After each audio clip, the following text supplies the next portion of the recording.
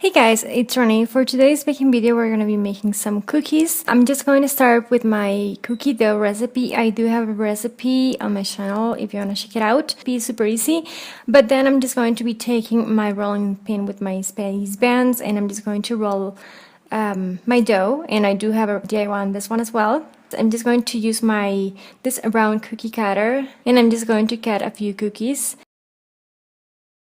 Then I'm just going to take this other cookie cutter. This is, I believe, 4 leaves, and this is the big one on the set, and I think it's from Wilton. I'm not real sure, but you can take anything that has like that pointy end. And I'm just going to cut kind of like one side, not all the way to the middle, but just one kind of like side. Then I'm just going to take my cutted cookie. I'm just going to guide myself so all my cookies are evenly cutted. Once I have done that, I'm just going to smooth all the like corners or edges because I want it to be not as pointy but more like round. And at this point they look like kind of Pac-Man.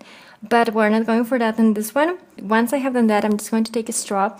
You don't need that much, so I'm just going to get that much so it's easier for me to handle. And then I'm just going to make a bunch of holes in there. So my straw is going to be like the cookie cutter that I'm going to be using to cut like the hole in there that these palettes have. And at this point it definitely looks like Pac-Man. Yeah, I'm just going to remove like the cookie dough that I cut it with my toothpick. I chose to use a straw because it has like the size that I wanted to go for. You can use a piping tip as well, but not everybody has a piping tip that is in this size, so I just decided to give it a try with the straw. Then they go to the oven for about 8 minutes and 350, but just keep an eye on them because every oven is different, just until they are golden brown on the edges. Once I have done that, I'm just going to take my royal icing. I do have a recipe on this one, and I'm just going to take my Ziploc bag and I'm just going to first make the outline. Then going to make that line separating this part because I don't want my hole to be covered in icing, so that's why I did that. And then I'm just going to fill the whole thing in. And the consistency of my icing is quite looser than what I like to work with, but I just added a bit more water than what I should have. But as you can see, nothing happened here. And I'm just going to take my scribe tool, and I do have a tutorial on my channel. Realizing it's dry, I'm just going to go ahead and add the paint.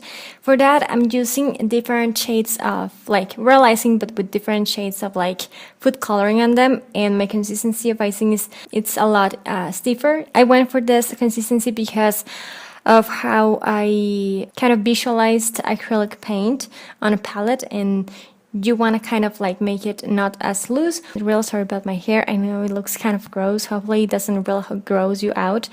But I'm still trying to work on the best angle where I can place my camera and where my head is not like in the way. Hopefully it doesn't really gross you out.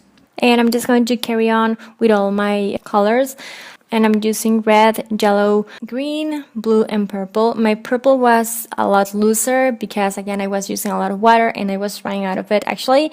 I just wanted to give you this idea. And to kind of arrange, I'm using my scribe tool. But yeah, this is pretty much the idea I wanted to share. I actually got inspired from the internet. I saw this idea that I'm going to link on my blog, which is going to be below, but I just want to try the idea with my own twist to it. Anyways, I just hope you like them. If you do, don't forget to give me a thumbs up, subscribe to my channel for more stuff, share it, and don't forget to check out my blog. I do have close-up photos in there. So thank you so much for watching, and I'll talk to you later. Bye guys!